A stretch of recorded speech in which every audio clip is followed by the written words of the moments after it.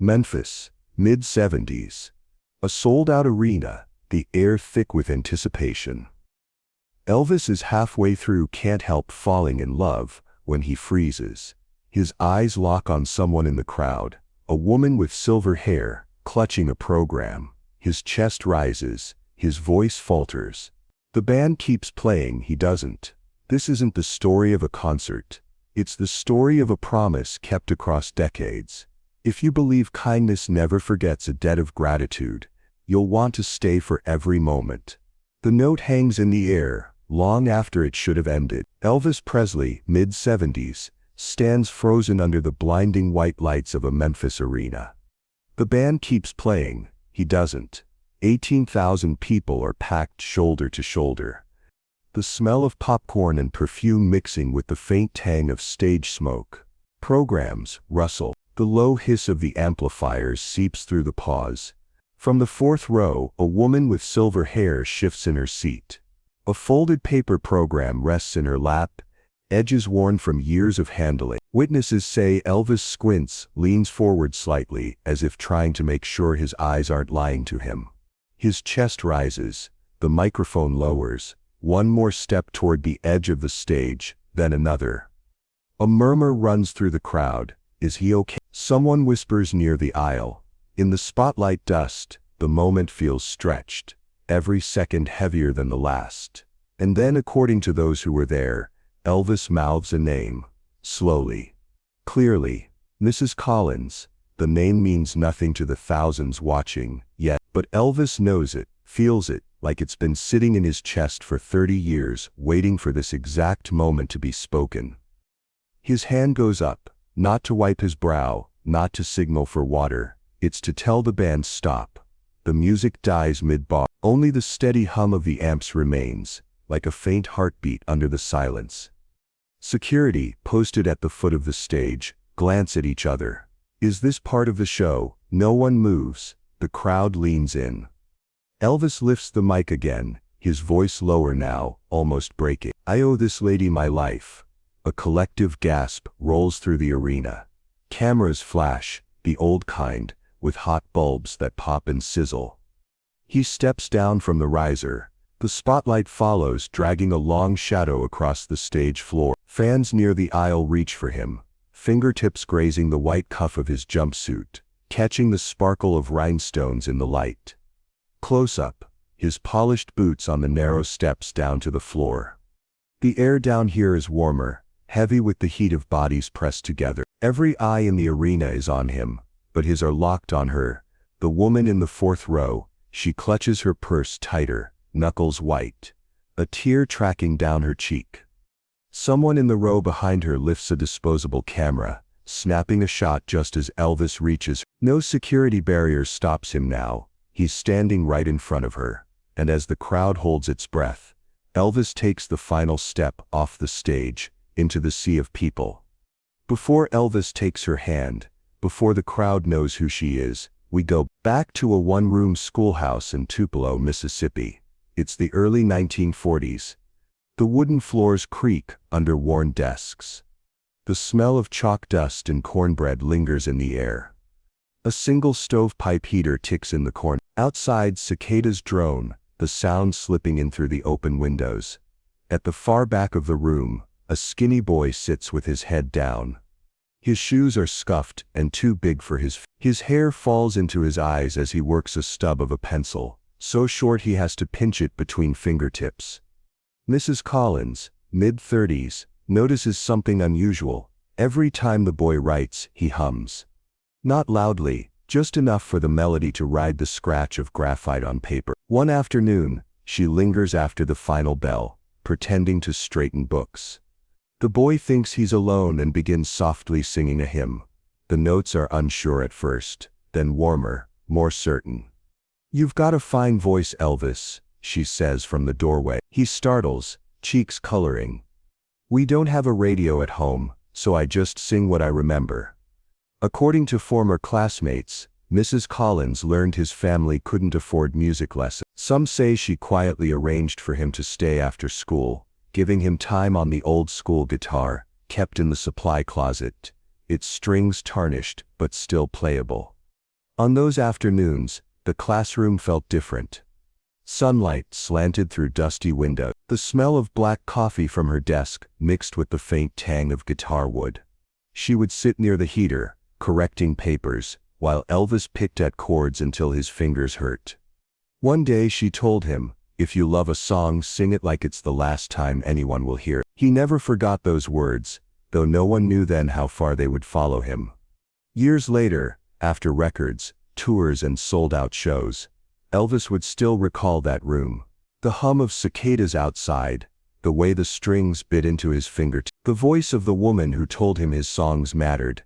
Now in Memphis, under blinding lights, the decades vanish. The crowd parts like water as he steps closer. Miss Collins's eyes widen in disbelief. The boy she taught music to is standing before her, dressed in white, holding out his hand. The arena is silent, except for the faint buzz of the amplifiers.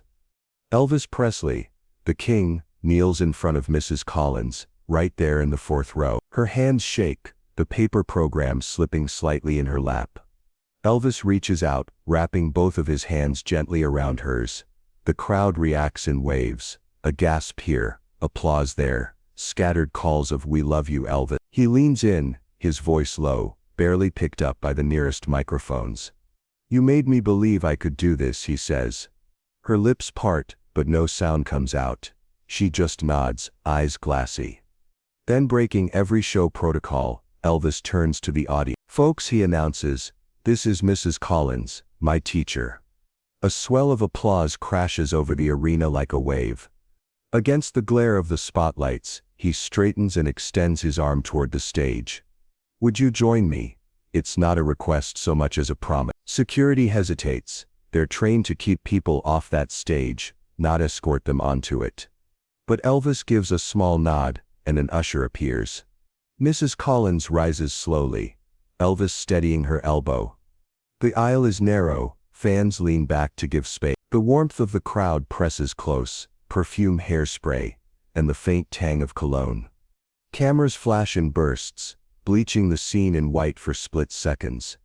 Close up, Elvis guiding her toward the low step. His white jumpsuit glitters under the spotlights. Her plain navy dress catches only a soft sheen. Their steps are slow, deliberate, the applause keeping time like a drum beat. Halfway up she pauses, glancing at the vast stage ahead. "It's been a long time since I was in front of a crowd," she whispers. Elvis grins. "You'll do fine, you always did." Some in the front rows wonder what he'll do next. This isn't in any set list. The band stands ready, but waits for his cue. They step into the heat of the lights. The stage smells faintly of roses, from bouquets thrown earlier, mixed with the electric scent of equipment warmed under the lamps.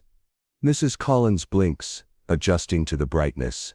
Elvis keeps a gentle hold on her arm, guiding her toward the microphone stand at center stage. The crowd is on their feet now, some clapping, some just staring in disbelief at the reunion unfolding before them. Elvis steps back, gives the band a subtle hand signal.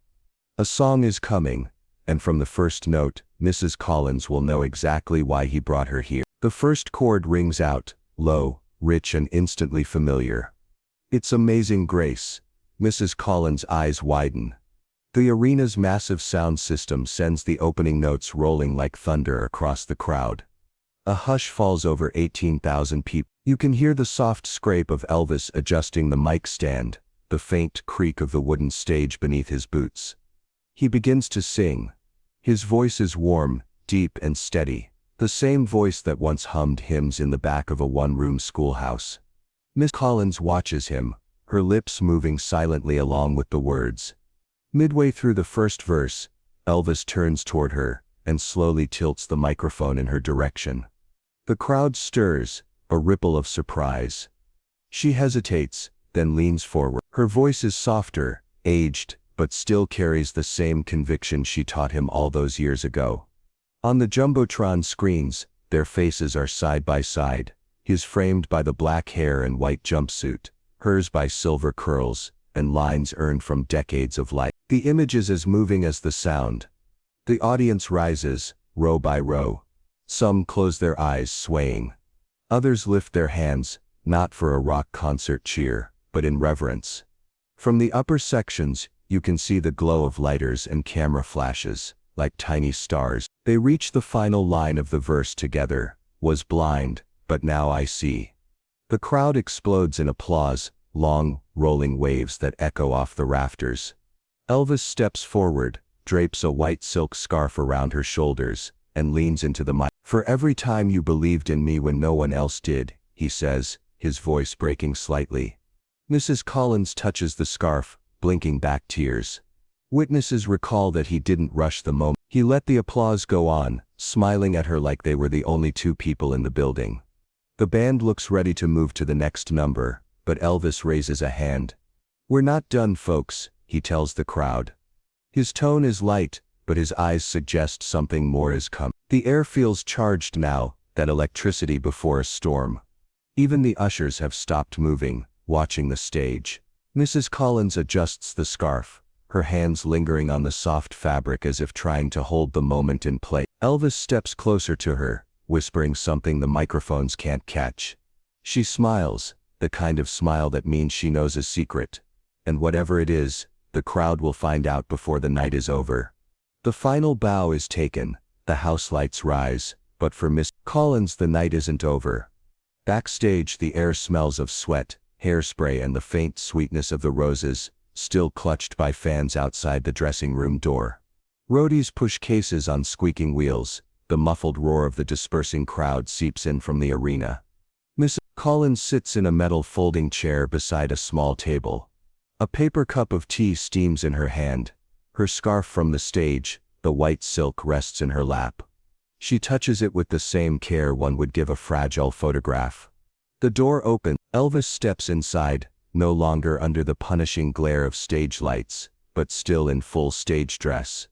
The rhinestones catch the fluorescent glow, scattering pinpoints of light onto the walls. In his hands a black guitar case.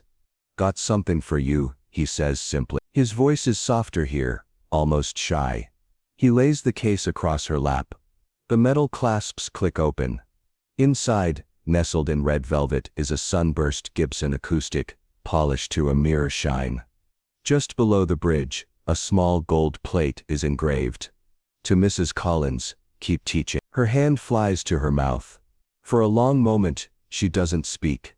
Elvis kneels just like he did on stage earlier, and rests a hand over hers on the case.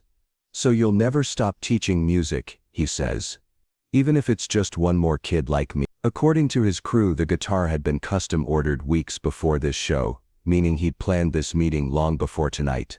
A couple of band members linger in the doorway, watching silent. Even the season tour manager, a man not known for sentiment, swipes a hand across his eyes. She reaches out, brushing the strings lightly with her fingertips. A soft chord rings out, warm and clear, the sound cutting through the low backstage hum. Elvis pulls her into a hug, long enough that the noise around them seems to fade. One of the security men looks away, giving them privacy. When they separate, there's something unspoken in Elvis's eye. She leaves that night with the guitar cradled in her arms, the scarf draped across her shoulders. She thinks the moment is over.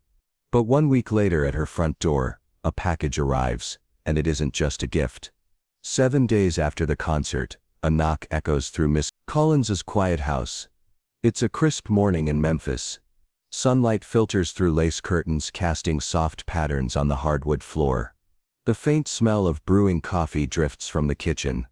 On the porch, a courier in a navy cap holds a large flat envelope. Her hands tremble as she signs for it. The handwriting across the front is unmistakable, bold, looping, with flourishes she's seen before on album covers. Elvis Presley. She carries it to the kitchen table, the same one she used to grade papers on. The envelope is thick, weighty. The paper tears softly as she opens it. Inside, 3 things slide out: a framed photograph of the moment they sang together, caught mid-verse, both smiling. A glossy front row ticket, not dated, but marked for any show, any time. And a folded sheet of paper in blue ink. She unfolds it and reads aloud, her voice catching on the first line. "You'll always have a seat in the front row, love E." She sets the letter down, pressing her fingertips against the ink as if to hold the words in place. The sunlight warms the page, the frame glinting beside it. According to her granddaughter, she placed the ticket in a small wooden box with other keepsakes. A faded photo of her first classroom, the stub of the pencil Elvis once used, and now this. The guitar from backstage found its place in the corner of her living room. Every Sunday afternoon she would pull it out, tune the strings slowly, and play hymns and folk songs for her grandchildren. The scarf stayed draped over the back of the chair she used, untouched except during those sessions. Her granddaughter recalls, every time she played she'd tell us about her Elvis.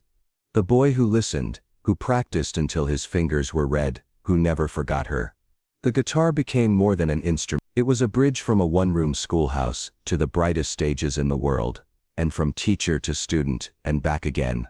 Her granddaughter says, every time we played it, it was like Elvis was in the room. The family swore the tone had a warmth unlike any other guitar they'd heard. Years later, when Mrs. Collins passed, the guitar and the letter stayed in the family. They remain together to this day, a promise preserved in wood, paper, and memory.